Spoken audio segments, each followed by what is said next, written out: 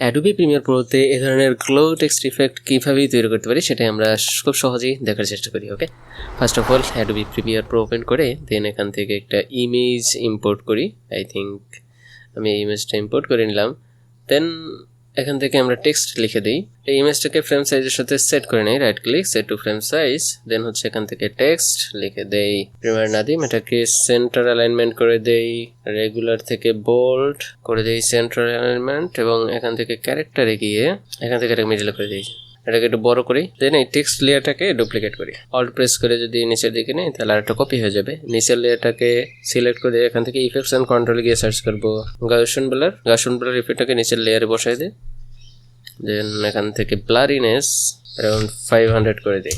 দেন হচ্ছে ইউজ করবো tint effect, same layer. এখান থেকে টিন্ট কালারটাকে চেঞ্জ করতে পারি, আমরা যে কোনো একটা কালার দিয়ে দিতে পারি। আই থিঙ্ক এরকম একটা কালার দিই। যদি আপনার মনে হয় যে ব্লাইন্ডনেস অনেক বেশি বেড়ে গেছে তাহলে এটাকে চাইলে একটু কমাই দিতে পারি, অ্যারাউন্ড 400।